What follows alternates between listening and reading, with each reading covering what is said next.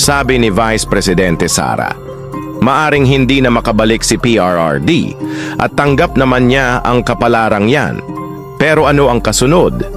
Ang kanyang pangalan ay mauukit sa kasaysayan bilang isang pinunong pinagkanulo ng bansang minsan niyang pinagsilbihan. Ang pangalang Duterte ay mauukit sa mga kalsada, statwang bato sa bawat gusali. Sa tingin ng kanyang mga kaaway, ang kanyang huling hininga ay tagumpay nila. Sa hinaharap, maraming gaya niya ang mauupo sa gobyerno. Kahit patayin nila ang isang Rodrigo Duterte, ang kanyang legasiya ay mabubuhay sa bawat anibersaryo ng kanyang kamatayan. Ang kanyang pangalan ay magmimistulang bangungot sa lahat ng tumraydor sa kanya. Si PRRD ay mag-8 anyos na ngayon. Nasa dapit hapon na siya ng kanyang buhay. Sabi nga niya, I have nothing to lose. Ang pangalang Duterte ay magiging immortal sa mundo ng politika sa Pilipinas dahil kukwento pa rin siya sa mga bagong henerasyon.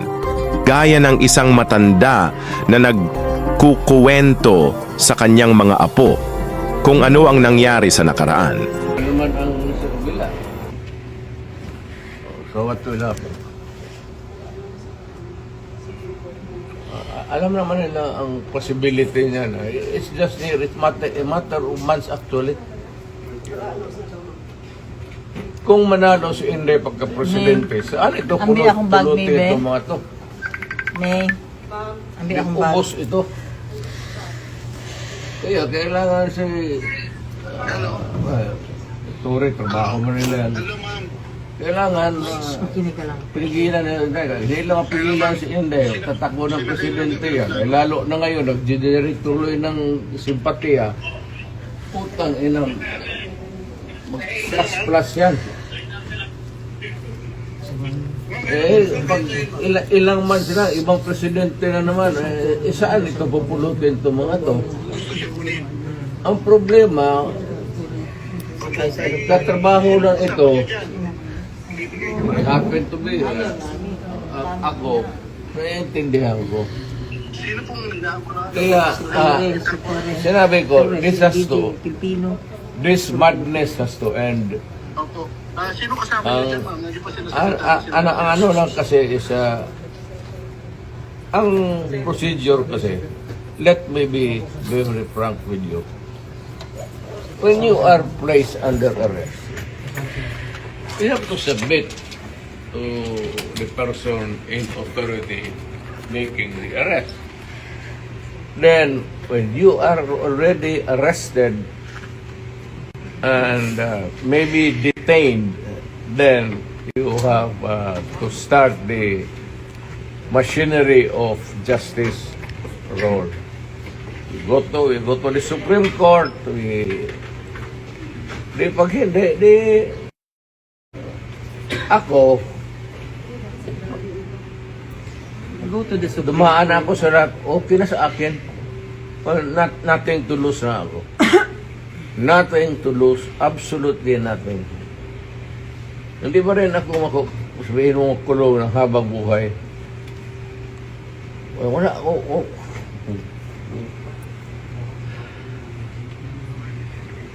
Inciting to sedition. Hindi inciting to sedition. Inciting to sedition. Kaya Against mag-against the ICC. Kalimutan niya ulit.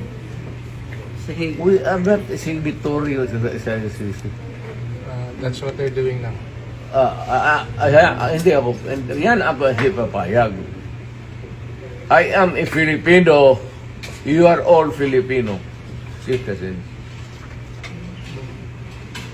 Ako, pag nagkasala, you prosecute me in Philippine courts with the Filipino judge, the Filipino prosecutor, at magpakulong ako dito sa bayan ko. Kung sakali. They're preparing you to bring you to The Hague. I am sure. I am very sure. I'm a lawyer. Abogado ka man. I am sure the Supreme Court will rebuke them. baski na hindi tayo maghingi niyan, the Supreme Court will rebuke them. Tignan mo. Hindi pa bayad ang Supreme Court. Wala tayong extradition treaty.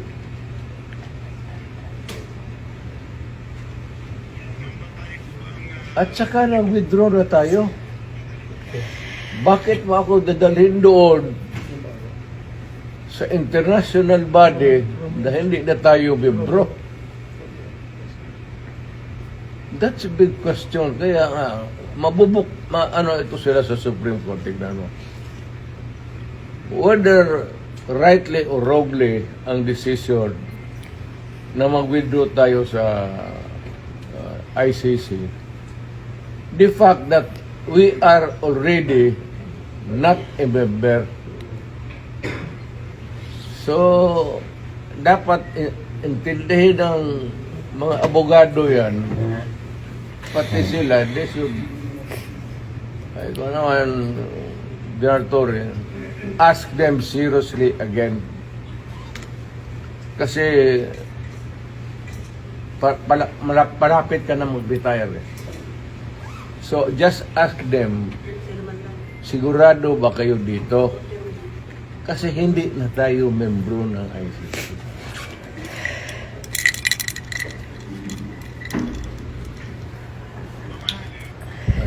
Medisina ko rin. Sabihin lang ng drama. Sabihin mo, sabihin mo totoo, hindi alam nila yan. Matanda ka na, kailangan mo medisina.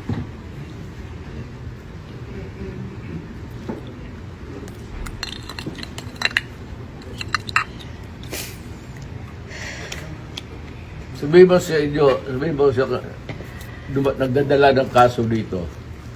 Sir, huwagan mo sila, sabihin mo. Ano ba to?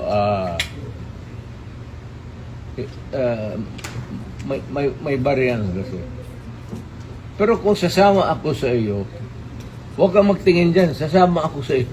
Yes, sir. Thank you, sir. Total, Maraming salamat, sir. nandito naman tayo sa government facility. Yes, So, escape is not a problem. Impossible dream. Thank you, sir. Okay lang mga parado. Ang akin lang, I might not have the chance anymore to lecture on you na the serious implications nito. Yes, sir. We have withdrawn and then you allow me to be brought to a body of which we are no longer a member. Isa yan. Kaya sabihin mo din sa prosecutor, sabi ni Mayor, kindly ponder on this seriously. Makakarating, sir. Alam mo man, nabasa mo man siguro, withdraw na tayo. Makakarating, sir. So, bakit mo ako dalhin doon sa international body na hindi tayo membro? Kung balang araw, per chance, kung isa sa inyo magkakaroon ng kaso, at joking ko yung mga politika to, ay, alam mo naman politika ito.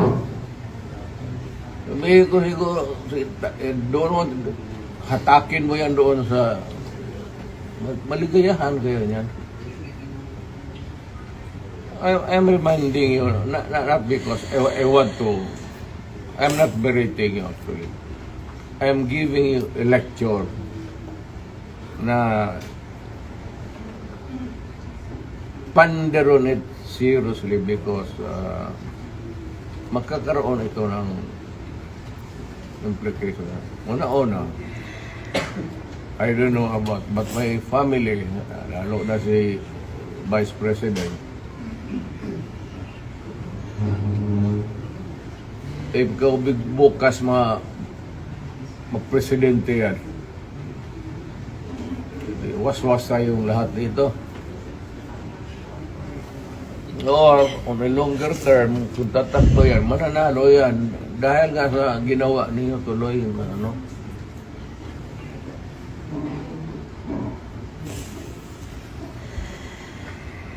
Hindi kasi ako ang nakiusap. Kung ako ang kausap mo kanina sabihin ko sa iyo kutsi mo,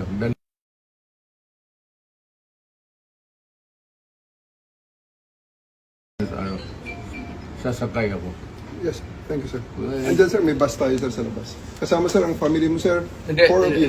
hindi ko na, wala na. Iiwan ko na. You can have a choice of 3 other companions, sir. Please. Wala. Abogado.